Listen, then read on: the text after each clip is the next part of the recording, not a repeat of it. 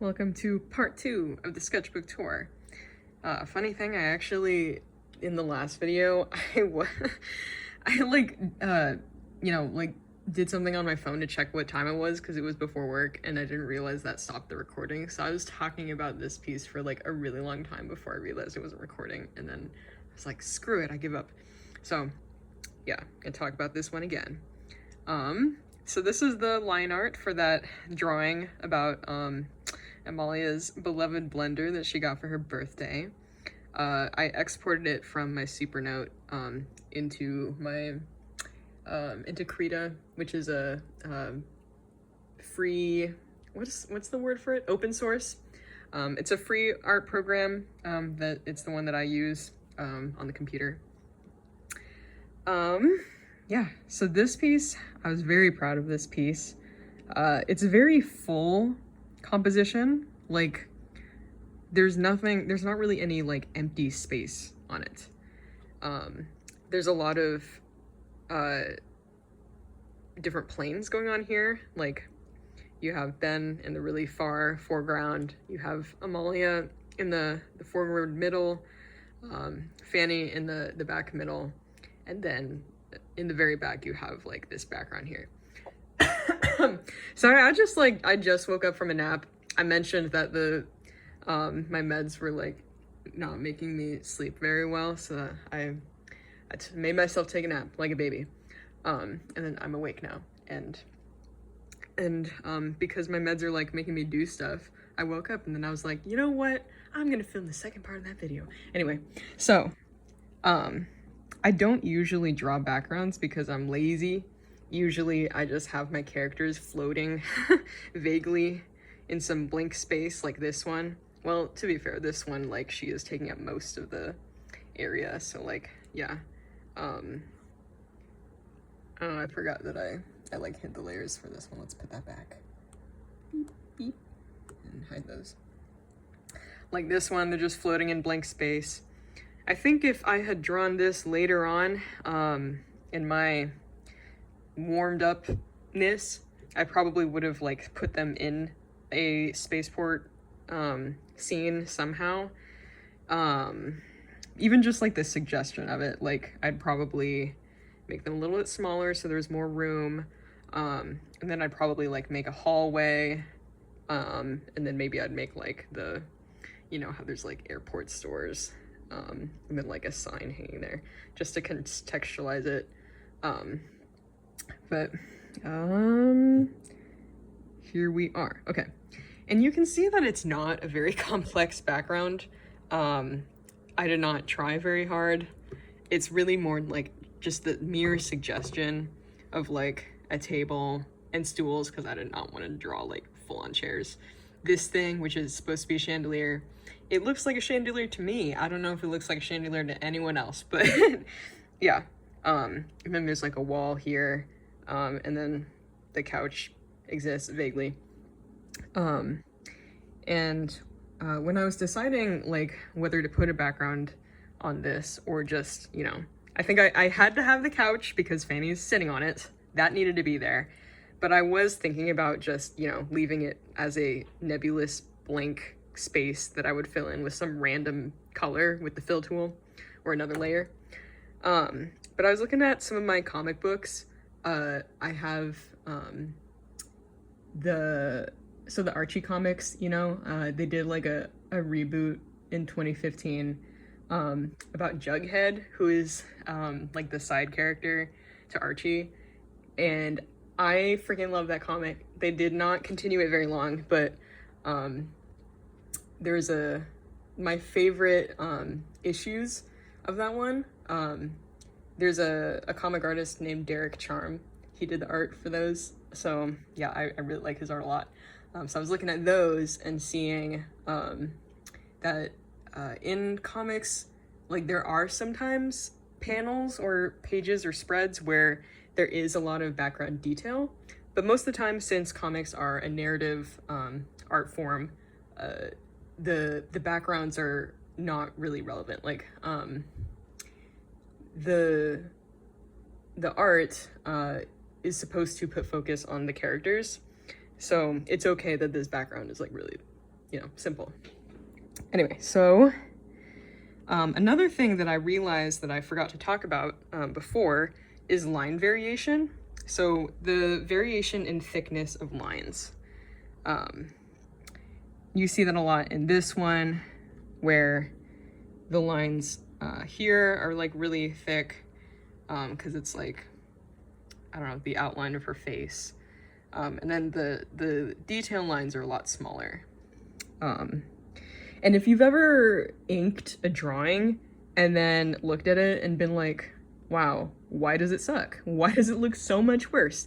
It's usually because of line variation. Let me get like a random empty page. You're getting previews. I went insane, dude. This week I was drawing so freaking much. I am doing really well right now. Yeah, so like, I don't know. I'm just gonna draw something random. Let's do that, and that, and then that, and then that, and then that, and that. Sorry, I'm like being real lazy.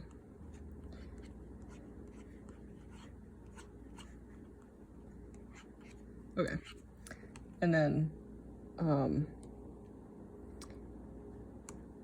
if we were to ink that with just like,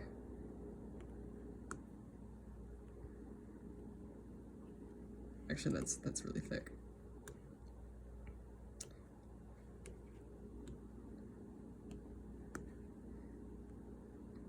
So if you use like micron pens or just like a digital brush that doesn't have like pressure sensitivity,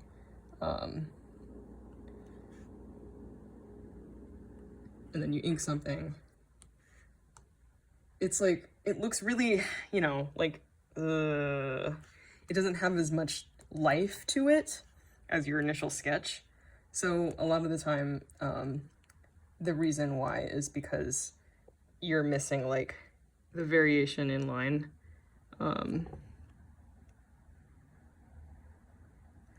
Sorry, this was a really long example. This was a side tangent. But you see how just like adding a little bit more like thickness to certain of the lines like makes it look different. Anyway, so let's get rid of that.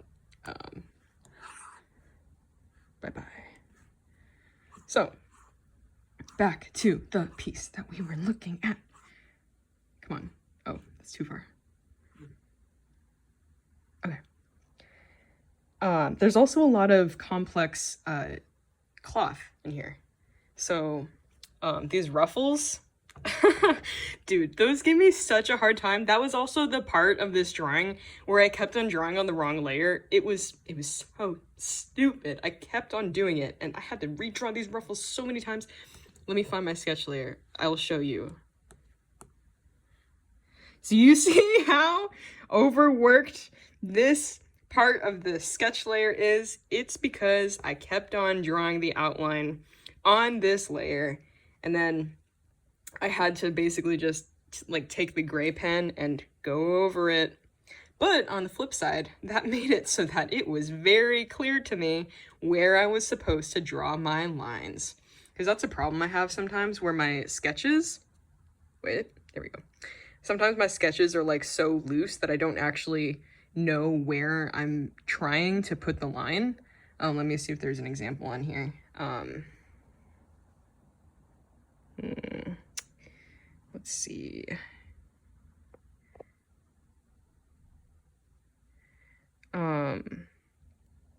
Let's say here, for example. So, I'm gonna remember to undo this later. So, there's like not a ton of clarity right here. So like, I don't know whether I meant to, oh, you know what? I'm just gonna pretend to draw it. Like, because there's like competing lines here. So there's like the line of her booty, because I was just, you know, drawing the shape of her form. And then this is like kind of like where I wanted the shorts to be. But it's like a little bit unclear. Like, did I mean to have the final drawing so that it, you know, goes in like this, so that it's like kind of form-fitting around her, or did I mean it to have it baggy like this? or let's say like right here. Because this, let me get rid of this. This line right here of his cheek, if I was just going to draw a single line, like, am I drawing it all the way out here, or am I drawing it all the way in here? This is a line that I chose to make really thick, so the answer is both. But, yeah. Oh, let me hide this sketch layer again. I really like how this turned out with the belt wrapping around her. I was very proud of that. Something that I see a lot of beginner artists do that I used to do is like when drawing clothes. Let's say this is, that's, you know, her hips or whatever. That's her belly button. So sometimes like people who are starting out, they draw clothes, they just draw it straight like on top of the, you know, the form. Let's say the pants, and then like blah blah blah blah. So it kind of looks like it's just painted on, like it's not really like three-dimensionally wrapping around them. So if you can show like the part of the fabric that is wrapping behind the form, that will make it look a lot more three-dimensional and not like they have pants painted onto their thighs. Let me get rid of that too. Also, the pockets are sticking out from her shorts. And, sorry, deleting this. I could have made it so that the pockets were like inside the outline of the shorts, but because they're off to the side, we have this really nice contour here that like kind of breaks up the line of the pants and also makes it look a lot more three-dimensional. And I really like the way that this 3/4 profile view turned out, because it's almost like a profile view. So profile means like facing, you know, to the side. It means like, you know, the nose. That sucks. Am I drawing a freaking who? Okay, so this is the profile of Cindy Lou Who. Yeah, anyway. So, but it's kind of more difficult to draw something that's close to that, but not quite. So the reason why it's not quite is because you can see her eye behind. So she's turned just a little bit more this way. I also really like let's see if I can get closer without it freaking out. The details that I put in the faces here with like the wrinkles on the faces. I have been really into drawing wrinkles on faces. You can see right here, there's a lot of them. And I used to not be able to do that without making the characters look old. I'm not really sure how I figured it out. I think it kind of has to do with where the lines are, because, so, wait, do I have the drawing of Leia still? So, here's Leia. In my story, she's like 50 years old. So the lines that are kind of near the nose, those lines right there, that kind of suggests like a character is older. Sometimes if a character, whoa, I'm like out of breath. I'm getting like, woof. Sorry, I think I'm just like being a little manic right now. I need to calm down a little bit. Whoa. Sometimes if there's a really extreme facial expression, like, let's see if I have one in here. I'm sure I have some in the Ben Having Panic Attack series. Come on. Oh, that one had it. This one did not have it. So if there's a extreme facial expression where like the mouth is, you know, pulled open or like the nose is scrunched, then there would be a line there. But when somebody's having a resting face, if they're a younger person, they usually wouldn't have a line near the nose unless they're older. Yeah, so where I usually put wrinkles on younger characters is like the dimple of the mouth, if their mouth is pulled back. Here, her mouth is not as pulled back as Amalia's, but I did put a little bit of a dimple there. Also because Fanny has like fuller cheeks, so I wanted to indicate that, and that's also what these lines are here. I guess lines underneath the eyes, I usually draw those. I guess I didn't for Amalia. I did draw these little curves here indicating her cheek. Oh yeah, another thing I did, these freckle marks, which kind of look like Applejack from My Little Pony. I kind of tried to use those to indicate like the roundness of both her shoulder here and also her cheek. So the pattern like straight on is just, you know, circles, but I made them like curved ovals to show that these parts of her body are like rounded.